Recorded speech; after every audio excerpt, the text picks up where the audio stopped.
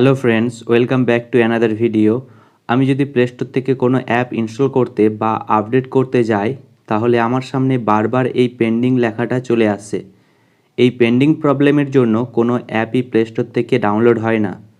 কোনো অ্যাপ যদি এখান থেকে আমি ডাউনলোড করতে যাই, তাহলে আমি এই রকম প্রবলেম ফেস করি। এখন আপনিও যদি এই রকম প্রবলেম ফেস করে থাকেন, তাহলে এই ভিডিওটা অবশ্যই আপনার জন্য। কেননা আজকের এই ভিডিওতে আমি আপনাদের এই প্রবলেমের পার্মানেন্ট সলিউশন দেব। তাই ভিডিওটা স্কিপ না করে প্রথম থেকে শেষ পর্যন্ত দেখতে থাকুন। অবশ্যই আপনার প্রবলেম সলভ হয়ে যাবে।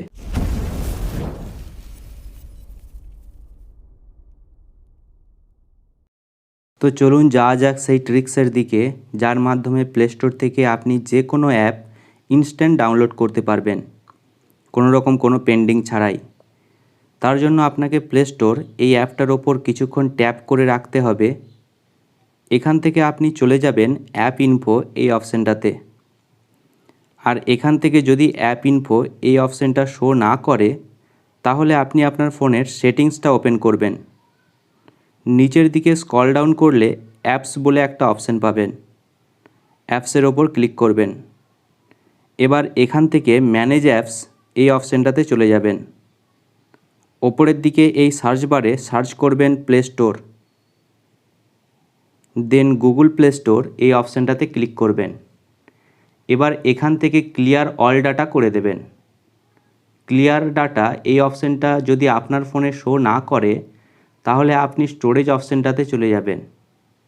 ওখানে আপনি ক্লিয়ার ডাটা অপশানটা পেয়ে যাবেন। ক্লিয়ার ডাটা করে নেওয়ার পর আপনি আপনার ফোনের প্লে স্টোর অ্যাপটা ওপেন করবেন। এরপর ওপরের দিকে এই প্রোফাইল আইকনে ক্লিক করবেন। এখানে নিচের দিকে সেটিংস বলে একটা অপশান পাবেন। সেটিংসের ওপর ক্লিক করবেন। দেন নেটওয়ার্ক প্রেফারেন্স এই অপশানটাতে চলে যাবেন। এখানে যদি অ্যাপ ডাউনলোড প্রেফারেন্সটা ওভার ওয়াইফাই অনলি থাকে, তাহলে আপনি ফার্স্ট অপশানটা সিলেক্ট করে ডান অপশানটাতে ক্লিক করে দেবেন। এরপর আপনি আপনার ফোনটা একবার সুইচ অফ করে অন করবেন। এবার আপনি প্লে স্টোর থেকে যে কোনো অ্যাপ ডাউনলোড করে দেখবেন ইনস্ট্যান্ট ডাউনলোড হয়ে যাবে। এরপরও যদি আপনার ফোনে অ্যাপ ডাউনলোড না হয়ে থাকে, তাহলে আপনাকে সেকেন্ড ট্রিক্স অ্যাপ্লাই করতে হবে। তার জন্য আপনাকে আপনার ফোনের সেটিংসে চলে যেতে হবে।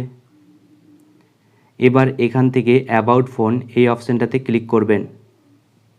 দেন নিচের দিকে স্ক্রল ডাউন করলে ফ্যাক্টরি রিসেট বলে একটা অপশান শো হবে। ওখানে ক্লিক করলে আপনার সামনে এই রকম একটা ইন্টারফেস শো করবে। এখান থেকে ইরেজ অল ডেটা করার আগে আপনি আপনার ফোনের ব্যাকআপ অবশ্যই নিয়ে রাখবেন, কেননা ইরেজ অল ডেটা করলে আপনার ফোন মেমোরিতে যা আছে সব কিছু ডিলিট হয়ে যাবে। একবার ফ্যাক্টরি রিসেট করে নিলে আপনার ফোনের প্লে স্টোরের পেন্ডিং প্রবলেম সলভ হয়ে যাবে। আজ এই পর্যন্তই, আবার দেখা হবে নতুন কোনো ভিডিওতে। তাই এখনকার মতো বাই।